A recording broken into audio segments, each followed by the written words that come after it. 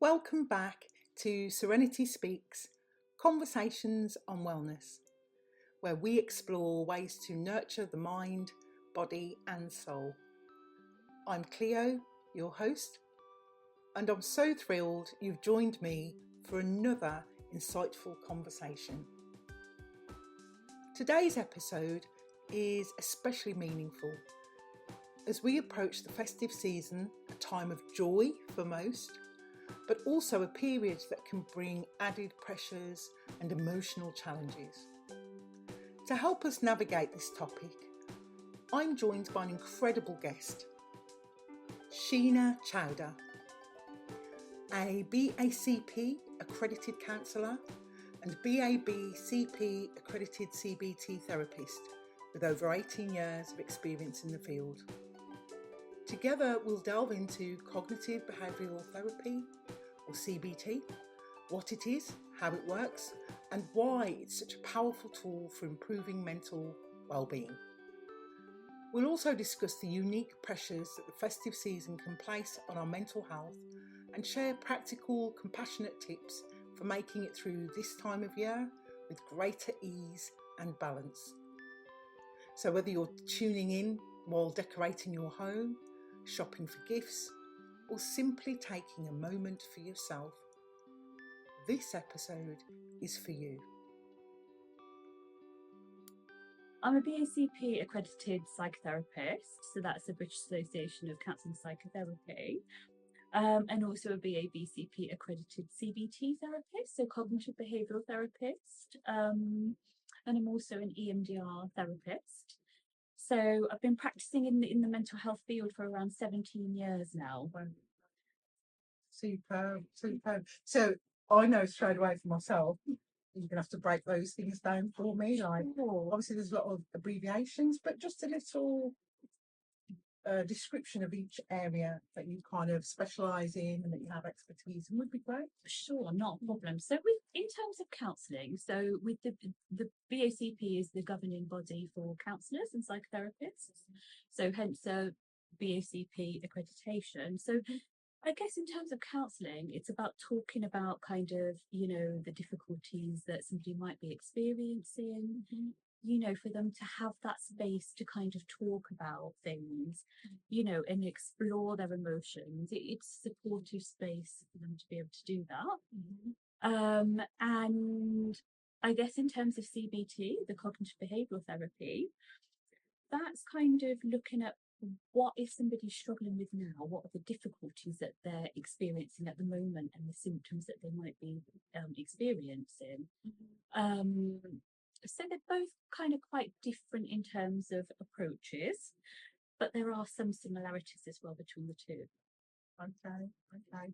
So with the cognitive behavioural therapy, so I do like a sleep course as well. I know you do some kind of sleep coaching, and is that more to do with resetting behaviours?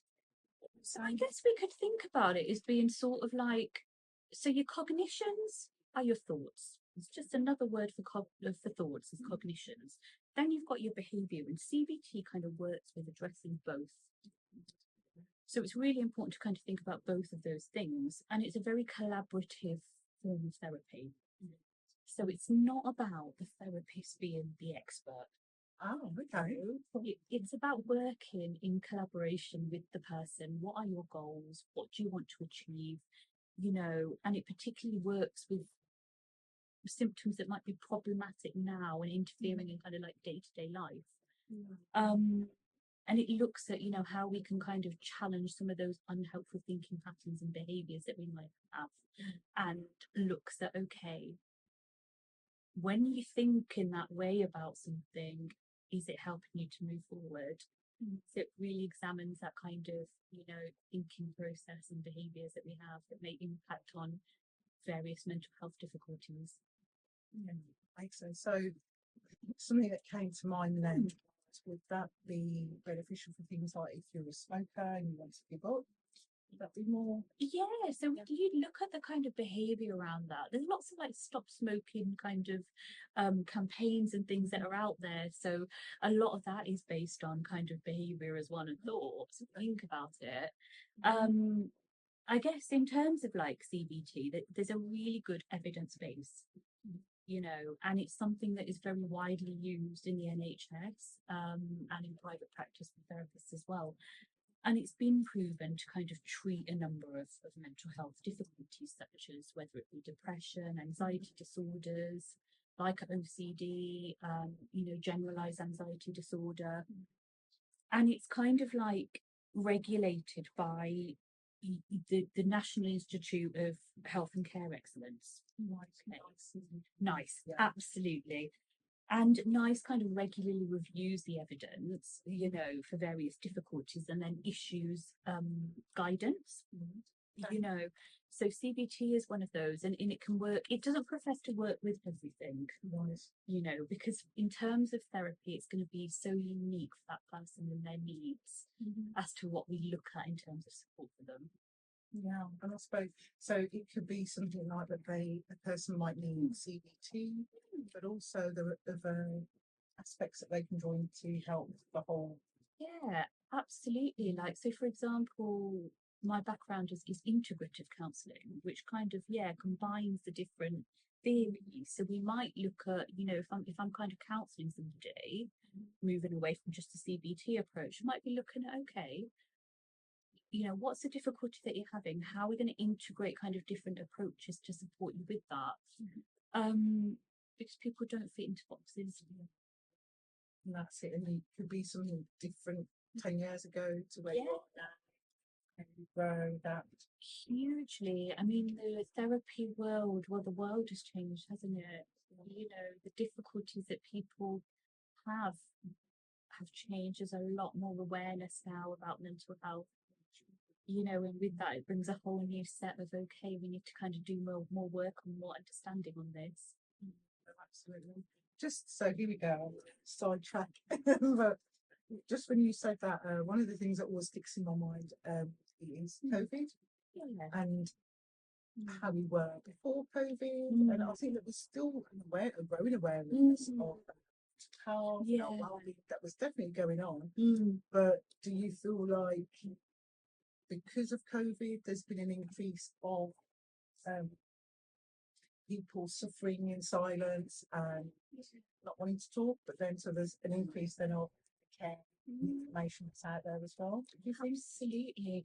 I mean, that period of kind of 2 years or so was so tough for people, wasn't it? There was so much loss, there was so much grief, there was so much what do we do, uncertainty, all of that, and kind of within that it brought a whole new plethora of difficulties that people are struggling with.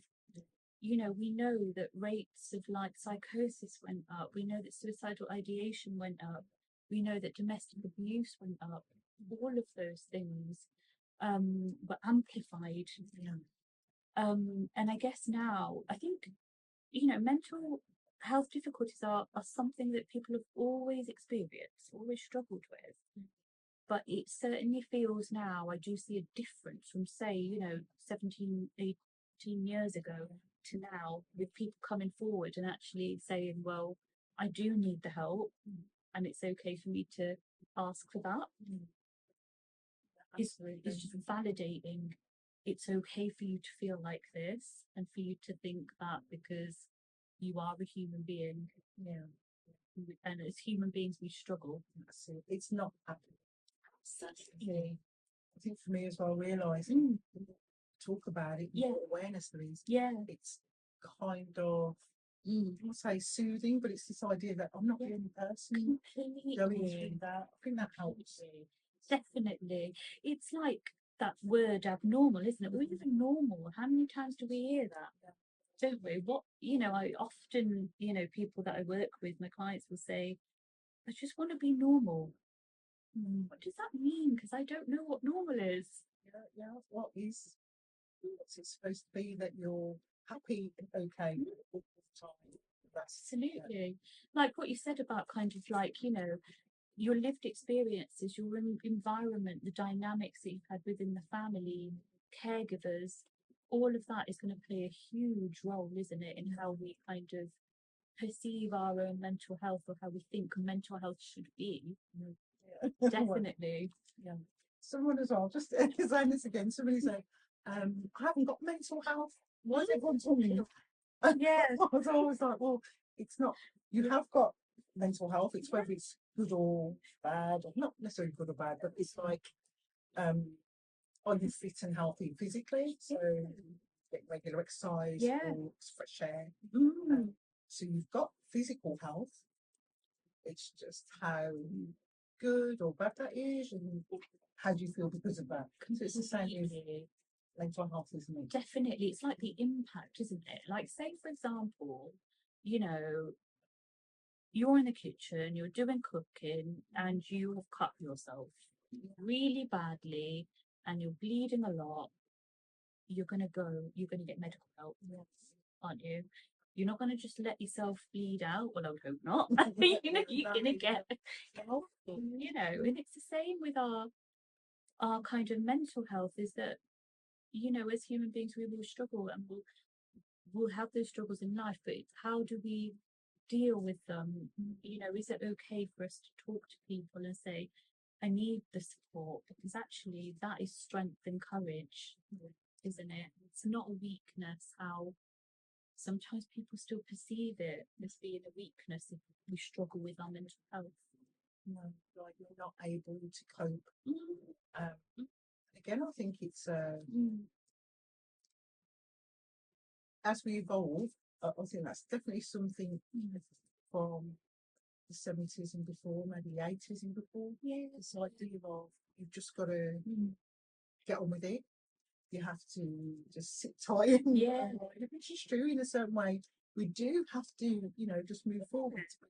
You don't necessarily have to move forward and not talk about how you're feeling, and we just put true. That is true, definitely. And perhaps, I guess, part of what you're saying there is a generational thing as well, isn't it? Yeah, absolutely. You know, which is so important. You know, just I guess generations previous would probably have that, right, I just need to get on with it, even if they were struggling. And I guess I do see that sometimes in my clients that are older adults, is that I need to make sure I'm kind of sometimes working a bit harder to really build up that relationship with them. Because I might get a lot of questions like, is this okay? Like, why am I getting these physical symptoms? Why is this happening to me? You know, so a lot more like psychoeducation, like understanding of that is perhaps needed as well. Even the idea or the concept of that, what's going on mentally and emotionally can affect you physically, definitely is a whole new idea for people as well. Absolutely. Like, for example, say in CBT, you know, we what we do is we formulate. So it's almost like, say if you've got you know, some issues with your stomach, for example, and you're getting like persistent stomach pains, you're going to go to see your GP, I hope, and, you know, try and find out what's going on. And your GP is going to assess those symptoms and look at, okay, when did it start? What triggers it?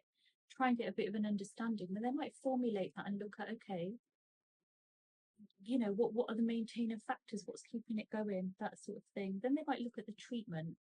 And CBT is like that. We break it down into kind of like 3 stages. So we'll have the assessment. We get a really, really good understanding of the background, historical experiences, you know, early life experiences. What's going on now? What do we then need to do to help you with the symptoms? Yeah, that makes sense. It makes a lot of sense. Even the fact that you mentioned the stomach issues, because I think one of the things that's increased as well is the we didn't call it lactose intolerance back in the day. Yeah. I knew there was an issue there. My mum took me to the doctor, gave me, you know, a prescription. And then I just recognised over the last, I don't know, 20, 25 years, this has become a real thing. I mean, it wasn't before. There was one type of milk, you sterilised, was it pasteurised? Yeah, There was no milk, so milk completely. it wasn't mainstream. That's so true, isn't it? That's so true. You're right. A lot of these things are things that have developed now, aren't they? Because we're realising this. Completely. And I think, you know, there is like, actually, with my dissertation that I did in my undergrad was on the gut and the brain. Yeah, the connection. Yeah. I've been hearing a lot about that. Absolutely. And, you know, I mean, that was ages ago, obviously, I did that. But I wonder what the research is like now, because I know that a lot of people come in with like these gastro difficulties that they're experiencing. You know, and there'll be kind of tests that are being done to see what's going on, you know, and nothing's shown. And there is this link between your brain and your gut. Yeah. It's IBS as well. So Absolutely. And for years, I just you got on with things. You try to eat the right food. Yeah. It's always the food that you love that you're not supposed to have. That's it. You've got to kind of avoid.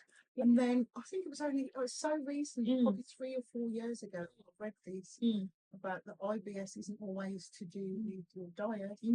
It is to do with you know, psychological Absolutely. traumas that may have happened that you're not dealing with.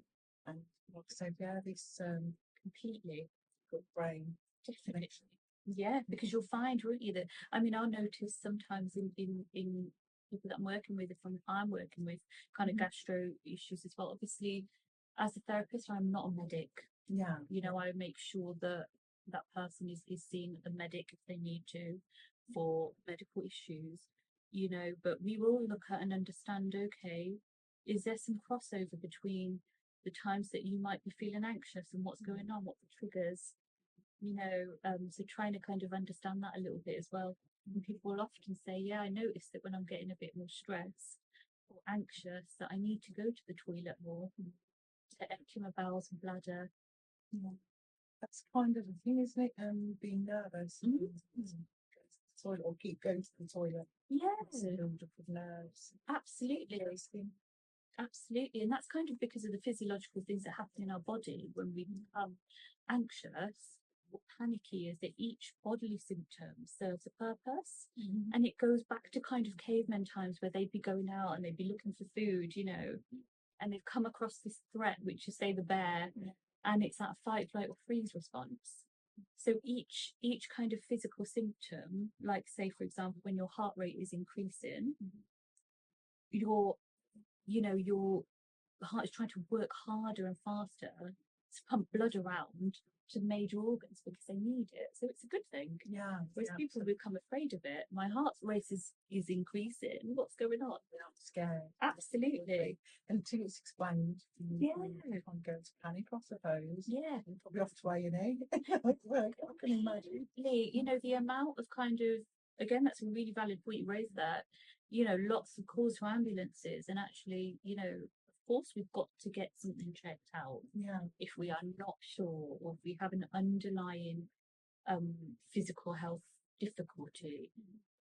But the amount of calls to ambulances, you know, There's a show on TV about that, isn't oh, there? is there? I didn't know. Well, this was probably a year or so ago.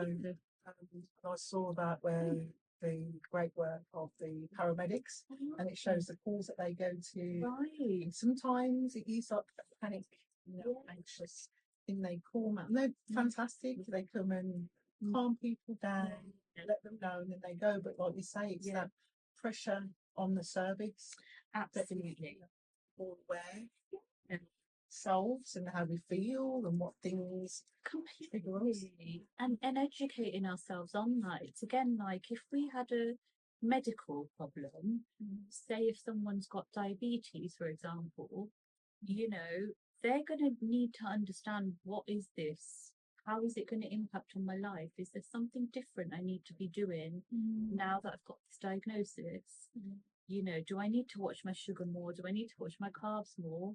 It's the same with, you know, our mental health, isn't it? Is if we learn that we have these symptoms of anxiety, for example, we need to understand it. Yeah, why it's happening. Yeah. Maybe how to not panic or how to find calm, how to help ourselves. Yeah, manage it, definitely. Makes sense. That makes sense. Sorry, I know I've totally gone off. No, that's great. Okay, Yeah. so if we kind of go with CBT, we'd be wanting to kind of understand. Firstly, I want to get a really good understanding of the history as well. Yeah. Has anything like this happened before? You know, is it a standalone thing? You know, get a really good assessment. You know, any early life experiences, any sort of like beliefs they might have about themselves, the world, how they see others, which in CBT is what we call kind of like the 3 levels of thinking. So we have our core beliefs, which are our beliefs that have been there for a really long time, very, very rigid, often come out of early life experiences, later life experiences. Then we'll have kind of like our, let's say, the rules for living, so that I should, or I shouldn't do this, or I must do this. So they're kind of like, you know, they're like governing what we do sometimes. Then we have our negative automatic thoughts. So if we kind of think about, say, that experience, we'd be wanting to understand, okay, how's this person viewing themselves, the world, and all of that as a result of their experiences. You know, look at all the symptoms that kind of they're experiencing, any triggers for any flashbacks or nightmares that might be there, like you said about the dark. Yeah. Is there any kind of, is that a flashback? You know, what's happening? So we kind of want to understand that. And then we'd kind of think about, right, what do we need to do? So again, that's going to depend on the goal of the person, because everyone's formulation, so if we're thinking about it in a CBT point of view, is going to be so different. Of what they want the outcome to be. Absolutely.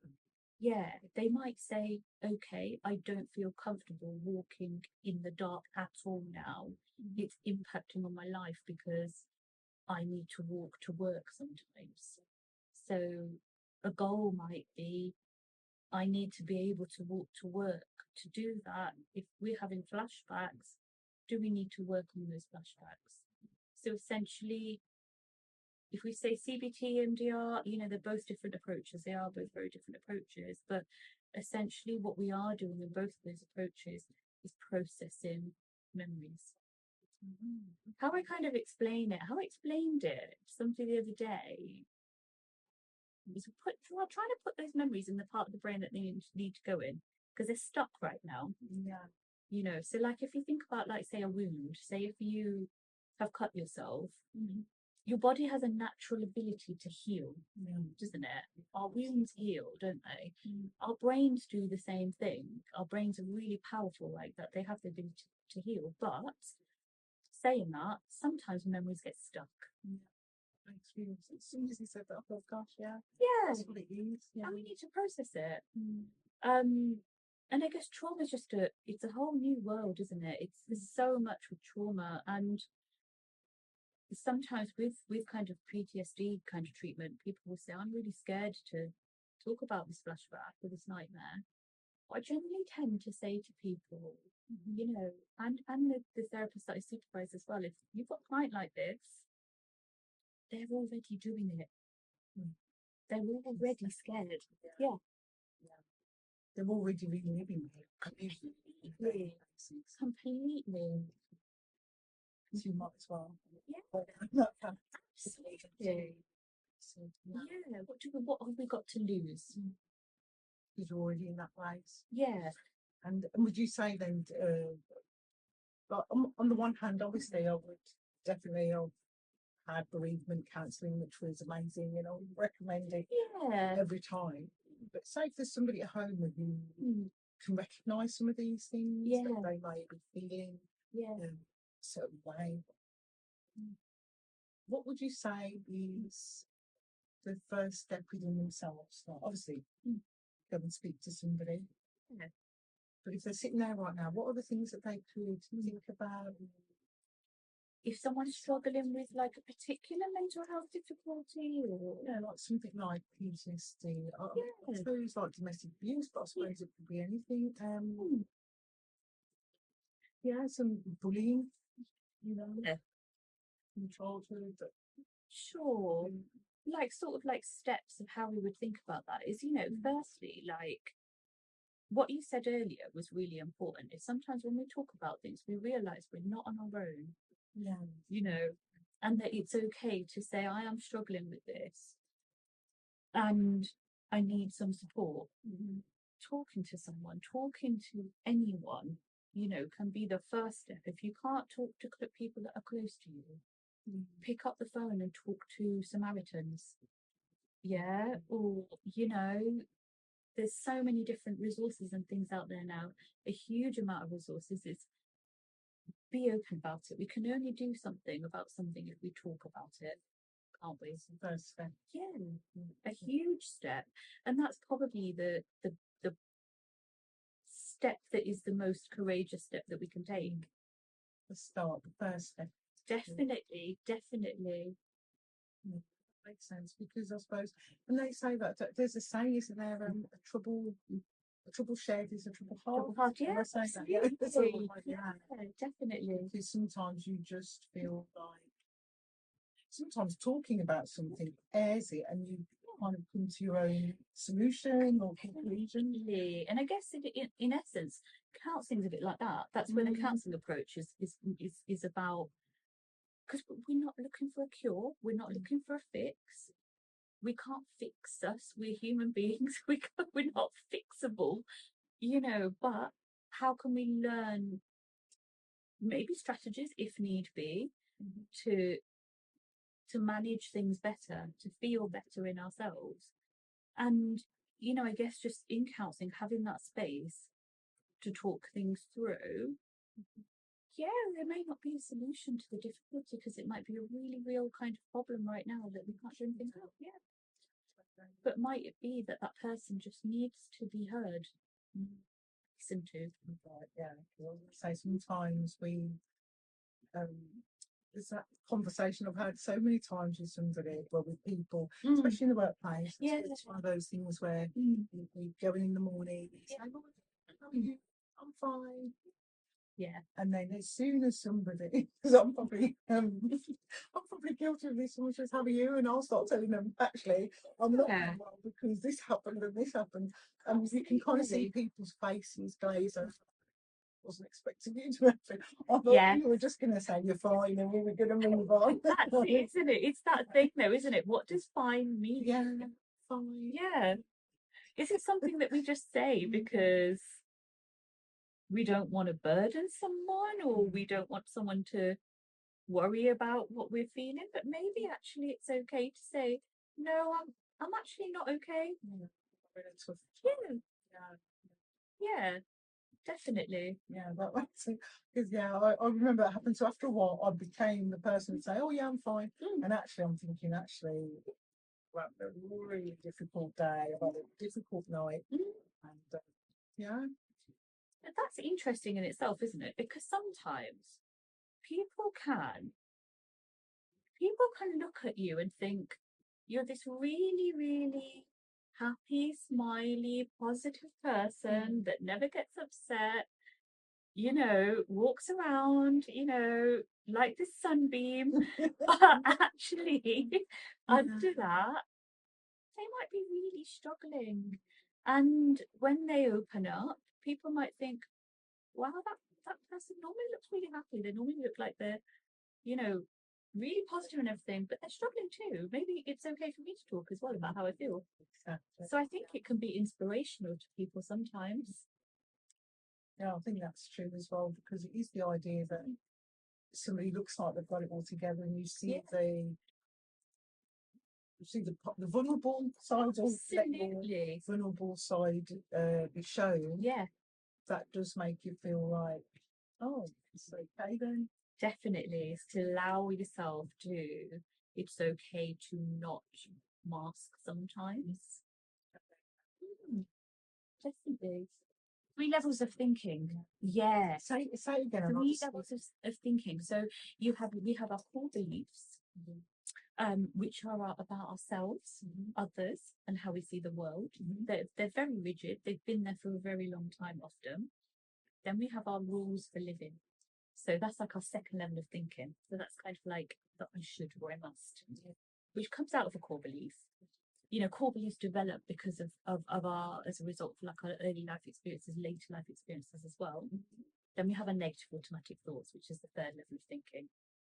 So yeah. So the third level Yeah. of thinking, negative thoughts, is a standard thing across, that's 100%.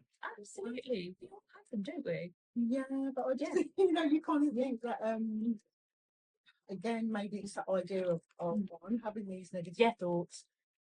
Sometimes we're not aware that we're doing it, but when we're doing it, it's been negative.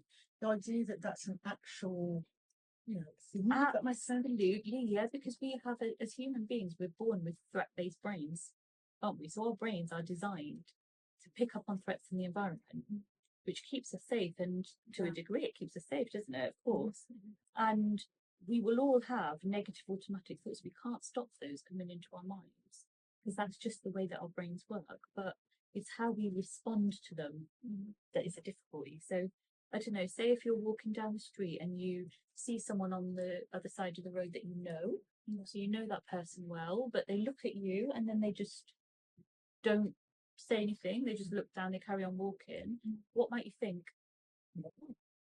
I'm like, oh, they're in a bad mood. Yeah. What did I do? What have I done? Yeah, I'll probably start thinking about the last time I saw them. Yeah.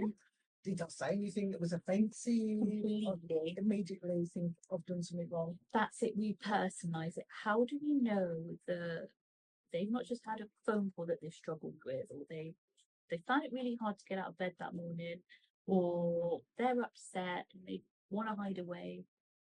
We'll think of, right, okay, it's the worst thing, isn't it? Yeah. Absolutely. And so we all have them, it's natural. That's really interesting because, like you say, these are the things that can turn into, miscommunication, people not wanting to talk anymore without a conversation, not understanding what somebody might be going through. Definitely, those assumptions that we make, and they're assumptions, aren't they? Yeah. Absolutely. Without saying anything. Yeah. Like having that, are you okay? It's just that, isn't it? Completely. And sometimes when we dig a little bit deeper, they're like, no, maybe they're not okay. And it's not to do with you, not with you, it's not like, Completely. Yeah. No, that makes a lot of sense. It's really, it kind of opens your mind to just thinking about how you live your daily life. Absolutely, like you say. There's the saying they say, never assume because it makes an ass out of you and me. Totally, isn't it? That saying, yeah, that is so true. Don't assume, find out, get the real facts, or have a conversation. Completely. And even if we have assumed, okay, like we can still go back and check it out. We haven't missed an opportunity to check that out with someone, have we? We can always go back to something and talk about it. You're right, it's just about that communication, because at times we're all not great at that, are we? Yeah, because I always say, it's that thing of sometimes you might not have been in touch with somebody for a long time, and they come on your mind, or they come into your mind, and you think, oh, I should phone them, and then you kind of brush away, no, and life is busy and stuff, and sometimes I think those things happen for a reason. It's like checking in on somebody. It doesn't have to be that there's a problem, but it's just having those conversations. Definitely, because there can be a lot of estrangement as well without communication, can't there? Relationships can, days will go by and you won't talk to somebody, or whatever it might be. It's true. And so, moving on to the time of year that we're at now, I think I always remember my mum kind of saying, oh, it's so stressful. And then she got to a point where she was like, oh, we'll make sure we have a nice dinner. It's going to be nice and we'll watch some movies, we'll be fine. I don't have to worry about how much money I'm spending and rushing around. And, we put ourselves into such tremendous stress. Definitely. So I was thinking about, how we manage the holiday stress. And again, it is something that we on themselves, isn't it? Of course it is, isn't it? And of course there is a lot of media influence around that as well. You know, see all the adverts around Christmas, and you know, you go into the supermarkets and all the new snacks that are there, they aren't there. You know, people thinking, I need to get that, I need to buy that, I need to do this. A lot of that pressure is created, isn't it? Yeah. By ourselves, our comparisons to others, and also what we see. Yeah. So, I mean, I know that so I worked at times in retail. Yeah.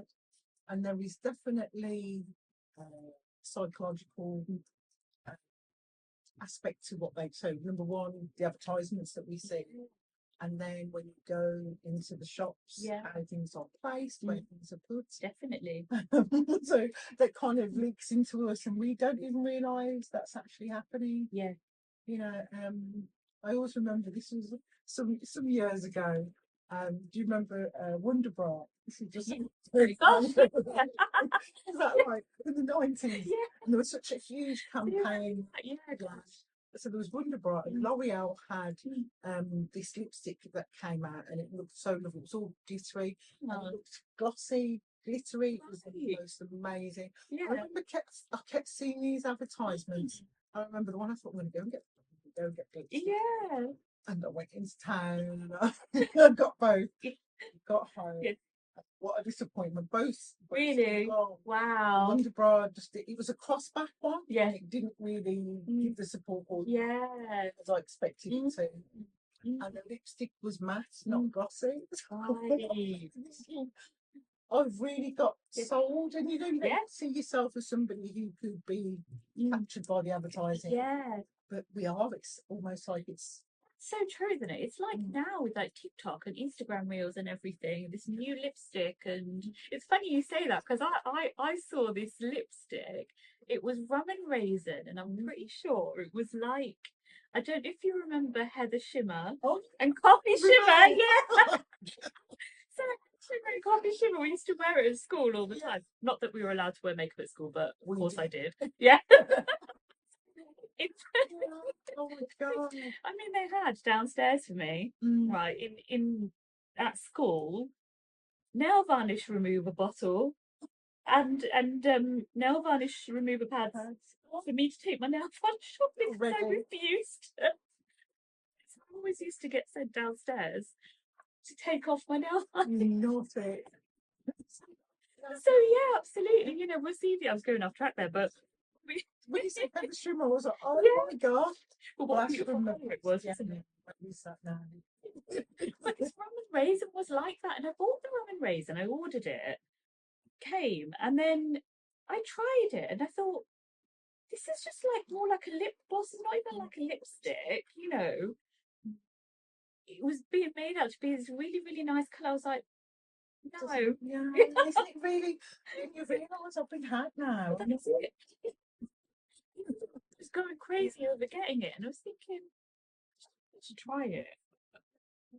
It's like Black Friday. Yeah. Oh, isn't that crazy? Like, it's one day in America. Yes. It's something quite new here, isn't it? And it's turned into the whole month. It's turned into people fighting over stuff in supermarkets and shops. Over stuff that we don't actually need, but because of the hype and the build-up around what's supposed to be a bargain. It's like the toilet roll pandemic during COVID. Yeah, that wasn't that. And that was really strange. Like, why? It looks like a Chinese whisper where it gets started at one point and it goes round and round, turns into something completely. Absolutely. Or let's go and buy toilet roll because there's a pandemic. I mean, okay. And pasta. Yeah, the food feels a bit more important. But yeah, it's interesting, isn't it, how we are, and we all are influenced by social media to a degree, aren't we, and advertisements and everything, and having this, like, you know, it's got to be like this. I mean, supermarkets, before we, you know, Christmas Eve and the build-up, how much food do we waste as well? It's really, really ridiculous.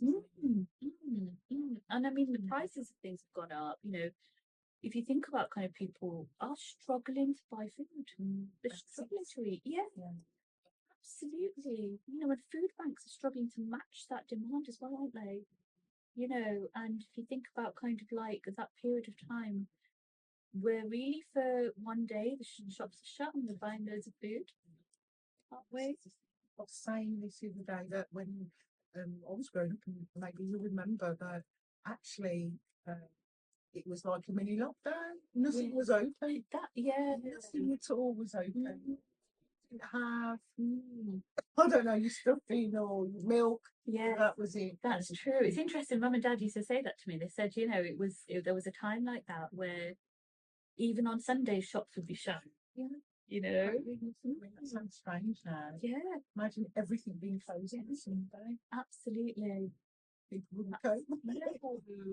No, so there's that huge pressure that we put on ourselves as well. And do you think there is, so let's say, a way to combat that pressure? Like if you're feeling under pressure now, so month of December, the run up to, a lot of the time it's supposed to be, you know, on telly, again, advertisements, and you've got this picture of what family's supposed to be, what festive season is supposed to be, and how you expect, you know, cooking dinner but looking really glamorous and you feel distressed and everything's all over the place and you're worried because you don't want to ruin people's Christmas dinner and just things like that. Yeah, so almost like the family kind of dynamics in Christmas. Yeah, so I guess, you know, if we're thinking about that, like, it's like boundaries, isn't it? And it's like maybe considering what your needs, your limitations, and your expectations might be as well. Because sometimes we struggle to maybe set boundaries anyway, and then towards that time of year, maybe we struggle even more because of the expectation and the pressure. So I guess it's okay to say that, oh, I can't do that, but I can do that. You know, and be assertive and kind to yourself as well about it. Because sometimes guilt can stop people setting healthy boundaries. And what am I supposed to be doing? Yeah. You know, I need to make 3 different types of meat, or, you know, all of these different things, and do we need to do all that? Are we doing it because we feel we have to do it, or are we doing it because we want to do it? They're both kind of different things, aren't they? So true, so true. And I suppose it's trying to please everybody, isn't it? It's kind of, if you're the person hosting Christmas, and not like hosting, you know, people might come in and give a hand. Yeah, you still feel like everything's down to you. And definitely. How people spend their time. Is it good? Does it enjoy themselves? Or so that in itself can put a lot of pressure on people. Absolutely, it's like that kind of. It's like an inflated sense of responsibility, isn't it? It's that I need to be the one to do all of these things, but actually, is it okay to just ask for the help? Like, you know, ask for that support if you need it. Ask other family members to help out. You know, don't do too much if you don't need to do it.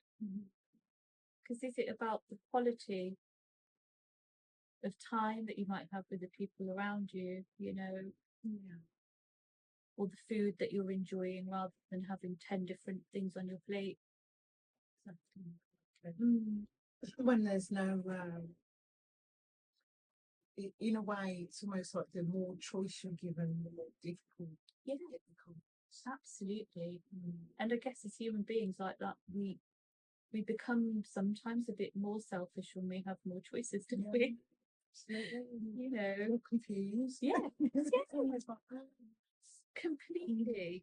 And we just, it's difficult to decide what we want to do. And there's so many kind of different things that factor as well, is again, like, you know, seeing that comparison to other families, or you know, what Christmas should look like, but really, what should it look like? It's going to be different for everybody, isn't it? And what's preferences, even that the whole thing about keeping with the Joneses. So you know, the Christmas tree in the window opposite. Well, my gosh, they've got new lights, and me personally, I've got the same Christmas tree for so many years.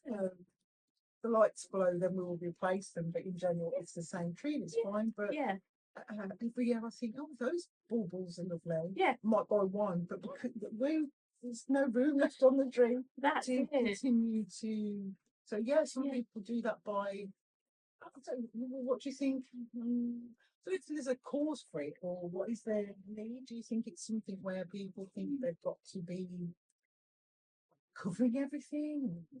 Yeah, perhaps there's that, isn't there? Is I need to do all of these things and not really thinking about why they might be doing it. Is it because they really enjoy it, or is it because they feel they have to do it? Because they're having conversations with people around them who are, oh, well, you know, we've got this happening, or this is going on, or, you know, and then they may think, oh, well, I've got to do that now because. Yeah, but otherwise I'm not giving everybody the best time of their life. Absolutely, or it's not enough. You know, people won't have a good time, like you said. Like, is it that important? Yeah. It was something that my mum said, and obviously there is. I do love Christmas. I do love the lights everywhere, music, the whole mood. But something I always remember my mum saying was, you know, it's one day. She always used to say about 4 o'clock on Christmas Day. Oh, well, Yes. Oh, yeah. all about build up, stress, running around, and then you're sitting there, and the main thing was you with your people you love, and you've had a nice meal. Definitely. Yes. Some people don't have those. Completely. And how sad is that, isn't it?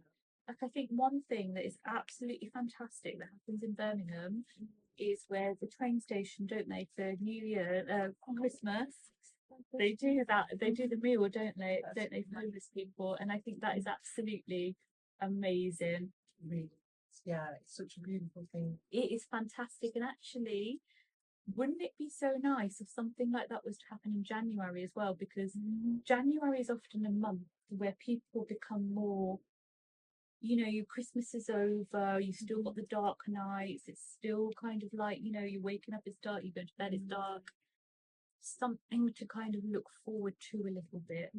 Yeah, that's right. That's true, actually. Because I think I was saying earlier that in January, a lot of people say they feel it's like all that lovely, like festive build up is done. They say there's that gap in between Boxing Day and New Year where everything just feels a bit. That's it. Slump. Absolutely. And then also you think about kind of like Christmas time, if it is difficult for people, what we do see is, and I have seen this pattern as well over the years, is people coming into therapy more in January time. Oh, really? Yeah, Okay. because so you'd say that's a busy time.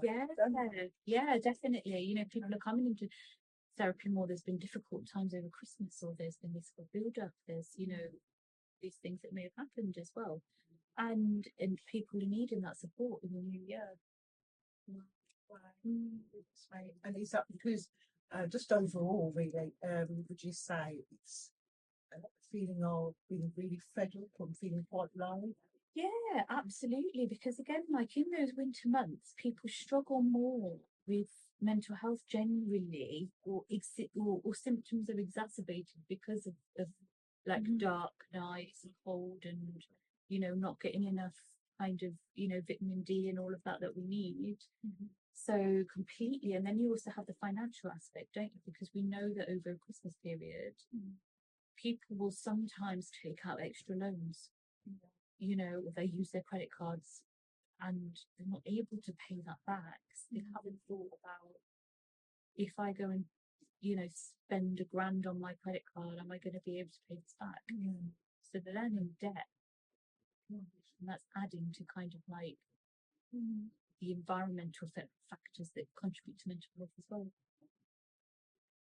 And so do you think that's something like, because I'm saying obviously it's not necessarily obvious, but you know, the idea that it's like one day, let's say somebody who's got children there, like say 3 children, got a list of things that they're wanting, and you want to make this their most, you know, amazing, perfect Christmas. So you get the credit card, you spend that money. Do you think there's a part of, so it's like knowing that that's not really going to be affordable, but doing it anyway, and then thinking that something, do you think there's a part of people that switches that bit off? Yeah, Is that what's definitely. Absolutely. And it's the need to please, isn't it? If I don't do this, I'm maybe not a good enough person, or I'm not, doing what I should be doing. But actually, how helpful in the long run is that going to be? Because if you're not kind of managing those finances as best as you can, it's just going to have and setting expectations as well. Yeah, for next year. Perhaps, yeah. There is that thing as well, isn't there? Setting expectations, and people sometimes forget that actually we can make gifts. We can make something nice for somebody, and actually a lot of love and care and affection goes into it when we create something and give it to somebody. And that's supposed to be the essence, really, the thoughtfulness. That's most important. Yeah. I mean, I know it's a cliche, but it's the thought that counts, isn't it? Exactly. That's what it's thought, and said being with family and being around, and then this idea that there's a measurement or an amount that you're supposed to spend, things that you're supposed to do. Yeah, absolutely. And we don't really kind of, we're not always present in that, are we? Because we're always thinking about, I need to get this, I need to do that. And we get caught up in those the shoulds, really. The rules. Yeah, exactly. That wraps up today's insightful conversation on cognitive behavioural therapy, its benefits, and how we can manage the pressures of the festive season with practical tips for maintaining our mental health. A huge thank you to Sheena for sharing such valuable expertise and wisdom. If you enjoyed this episode, don't forget to subscribe and leave us a review. It really helps us to reach more people seeking wellness inspiration. Until next time, take care, stay mindful, and keep prioritising yourself. Bye for now.